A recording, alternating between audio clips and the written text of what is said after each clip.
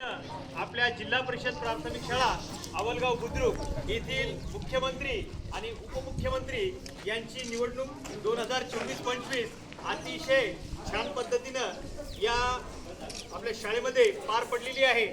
या निवडणुकीसाठी जे आपले निवडणूक निर्णय अधिकारी आपल्या शाळेचे मुख्याध्यापक गजम सर यांनी काम पाहिलेलं आहे। त्यानंतर माझे सहकारी आमचे ज्येष्ठ सहकारी Jaywal sir, Kulkarni sir, Gaikwad sir, मी स्वतः, त्यानंतर खेडेकर मॅडम यांनी पर्यवेक्षकाची भूमिका पार पाडलेली आहे।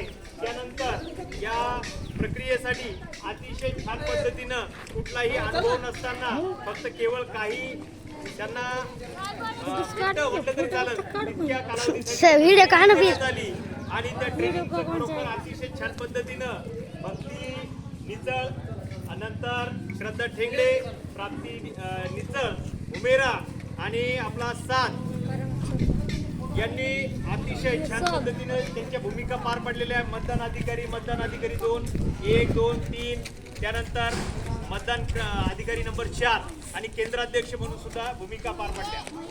बघा, तुमच्या पुढील जीवनामध्ये या गोष्टी आवश्यक आहे। म्हणूनच आता शासनानं सांगितलं की लहानपणापासूनच मुलांना संविधानिक मूल्याची जपणूक व्हावी, म्हणून दर शनिवारी आपण जे वेगवेगळे कार्यक्रम घेत असतो त्याच्यापैकी असलेला आनंददायी शनिवारचा हा संविधानिक मूल्याची जपणूक याच्या अंतर्गत आपण निवडणूक घेतलेली आहे। आणि याच्यामध्ये लवकरच आता आपल्याला या निवडणुकीची मतदान प्रक्रिया, मतमोजणी प्रक्रिया सुरू होणार आहे। त्याच्यासाठी सुद्धा आपलेच कर्मचारी, मुलांनाच ट्रेनिंग व्हावी, मुलांनाच निवडणूक कशी असावी हे माहिती व्हावं, यासाठी आता आपले जे कर्मचारी आहे पुन्हा आता मतमोजणीसाठी अतिशय उत्कृष्ट काम केलेले श्रद्धा आणि प्राप्ती, त्यानंतर उमेरा यांना ती जबाबदारी देण्यात येणार आहे की त्यांनी आता या मतदान पेटीमध्ये हे जे सील झालेले मतदान पेटी आता ही सील केलेली आहे आणि या मतदान पेटीला सील केल्यानंतर आता जे उमेदवार आहे आणि जे प्रतिनिधी आहे त्यांच्या समोर ही मतदान पेटी उघडली जाणार आहे